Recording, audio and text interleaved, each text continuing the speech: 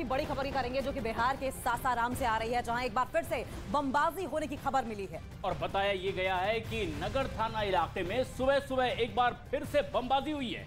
हालांकि इस घटना के बाद इलाके में भारी पुलिस बल को तैनात कर दिया गया है। साथ ही एसएसबी के जवानों ने इलाके में फ्लैग मार्च भी किया है। तो ये बड़ी जानकारी निकलकर सामने आ रही है बिहार के सासाराम से, जहां एक बार फिर से बमबाजी की खबर मिल रही है। बताया ये गया है कि नगर थाना इलाके में सुबह सुबह बमबाजी की गई। हालांकि इस घटना के बाद इलाके में भारी पुलिस को तैनात कर दिया गया है।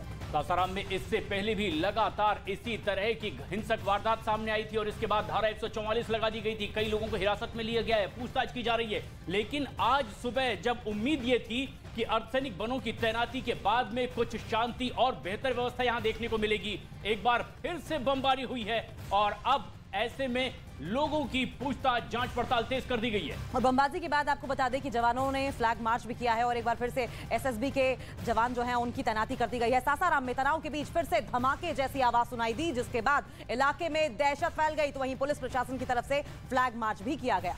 लोगों से शांति बनाए रखने की अपील की गई है इस फ्लैग मार्च के दौरान। इससे पहले लगातार गृह मंत्री की ओर से राज्यपाल के साथ बातचीत की गई है और शांति व्यवस्था बनाए रखने के लिए अर्धसैनिक बलों की तैनाती की गई। एसएसबी ने फ्लैग मार्च किया है, लेकिन सुबह सुबह ही एक बार फिर धमाके की आवाज सुनाई दी है सासाराम में।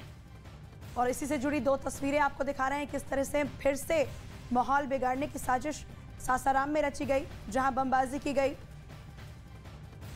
और इसी खबर पर और ज्यादा जानकारी के लिए हम रुक कर लेंगे। हमारे साथ सहयोगी चंद्रमोहन सासाराम से जुड़े हैं। चंद्रमोहन, क्या कुछ हालात वहां पर दिखाई दे रहे हैं? बिल्कुल, देखिए तकरीबन 5 बजे की यह घटना है जब एक छत के ऊपर बम फेंक दिया गया और जैसे पुलिस वहां पर पहुंचती, पूरे मामले की छानबीन करती, तब तक जो बम फेंकने वाला शख्स था वो फरार हो गया है। हालांकि इस घटना के बाद फिर से एक बार वहां पर पुलिस पहुंची और पूरे मामले की जांच चल रही है कि इतनी सख्ती के बाद भी कौन ऐसा शख्स है जो घर से बम निकाल कर लेकर पहुंचा और उसके बाद किसी के छत पर फेंक दिया। और जैसे ही यह घटना हुई है उसके बाद एसएसबी के जो जवान हैं उस इलाके में तैनात कर दिए गए हैं और लगातार फ्लैग मार्च किया जा रहा है।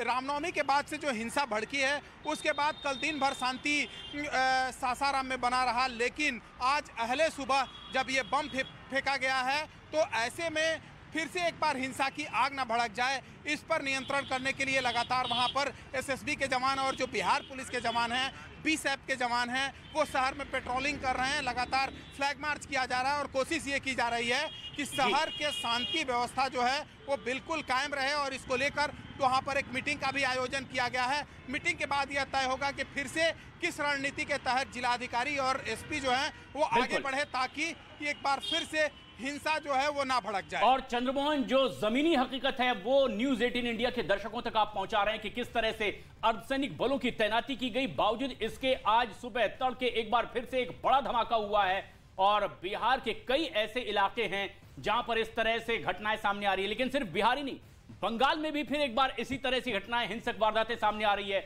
बिहार के सासाराम में तो पश्चिम बंगाल के हुबली में एक बार फिर से पथराव और आगजनी की घटना सामने आई है। ये दो तस्वीरें आपकी टीवी स्क्रीन पर देखिए आप, किस तरीके से दोनों ही जगहों पर लगभग एक जैसी घटनाएं सामने आई हैं और दोनों ही जगहों पर पैरामिलिट्री फोर्सेस और पुलिस की तैनाती की गई है।